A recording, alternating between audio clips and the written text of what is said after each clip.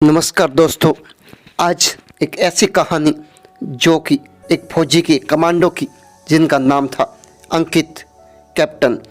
जी हाँ, वैवाहिक जीवन शादी के बाद मात्र 45 दिन बाद वो देश के लिए शहीद हो गए। तक सागर की 46 यानी 46 फीट की गहराई में दफन हो गई। भाई के साथ बनाई अगले 25 वर्ष की योजना बना रखी थी उन्होंने, और महज 45 दिन ही उनका वैवाहिक जीवन रह पाया। जीवन क्षण भंगुर है, ये कहावत कैप्टन अंकित गुप्ता पर श्रीनाथ हो गई। अपनी शादी के चंद दिनों बाद भाई के साथ जीवन के अगले 25 बरस की योजना पर विचार करने वाले अंकित को ये पता नहीं था कि जीवन की डोर बस अब थमने वाली है।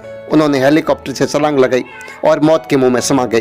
कैप्टन अंकित गुप्ता ने 7 जनवरी को हेलीकॉप्टर से ऐसी छलांग लगाई कि वो दुनिया ही छोड़ गए।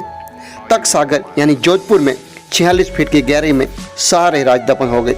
पीछे रह गई सिर्फ उनकी यादें।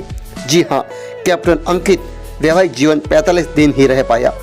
23 नवंबर को वो विवाह बंधन में बंधे थे और 7 जनवरी को पानी में ऐसा समाये कि उनका शव ही बाहर आया।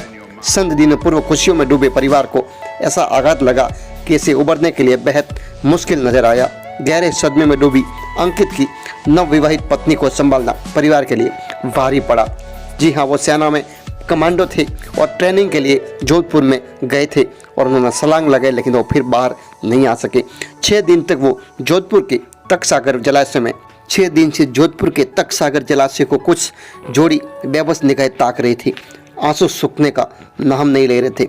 रोजाना ये लोग थके व बोझिल कदमों के साथ में तक सागर पहुँचते और टकटकी लगाए देखते कि किसी के मुंह से कोई शब्द निकलता, लेकिन कभी कभार को इस सन्नाटे को तोड़ती हुई बेहद हल्की खिसकी आवाज 200 से लोग सैनिक उन्हें खोजने का प्रयास करते थे। बुरे दौर में परिवार था। 6 दिन तक सागर में डूबे सेना के कमांडो अंकित गुप्ता की नवविवाहित पत्नी, माता पिता, ससुर सहित अन्य परिजन बुरे दौर से गुजरे। पति, बेटा व दामाद खोने के बाद टूट चुके ये लोग रोज दिन एक तक सागर पर पहुँचते और वहाँ पर थोड़ी देर ठहरते। ये सभी एक तरफ खड़े होकर लाडले को खोजने की करते, लेकिन उन्होंने समझे रखा था कि 6 दिन बीत चुके थे, लेकिन अभी तक अंकित का कोई अता पता नहीं था। तक सागर की गहराई में कैप्टन अंकित की खोज को जुड़े सभी लोग इनसे नजर तक मिलाने की हिम्मत नहीं जुटा पा रहे थे। दोपहर बाद कैप्टन अंकित का शव मिल जाने के बाद अधिकारियों ने बुझे मन से परिजनों की इसकी सूचना दी। इनका आभास तो उन्हें पहले ही हो गया था, लेकिन सिर्फ सच का सामना करना बाकी था। अंकित के पिता ने हिम्मत कर अन्य परिजनों को संभाला और चल पड़े मिलिट्री हॉस्पिटल की तरफ।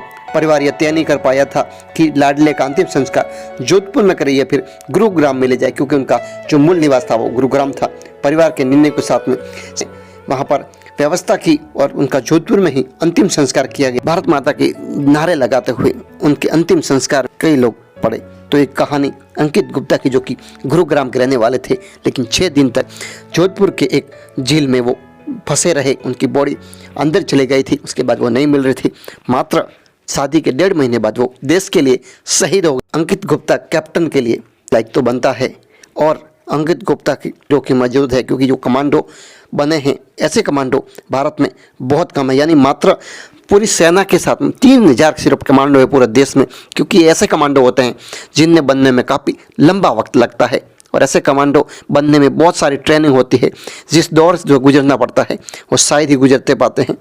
तो अंकित गुप्ता उसी कमांडो का हिस्सा थे जो कि हर परिस्थिति में सक्षम होते हैं दूसरों पर प्रहार करने से।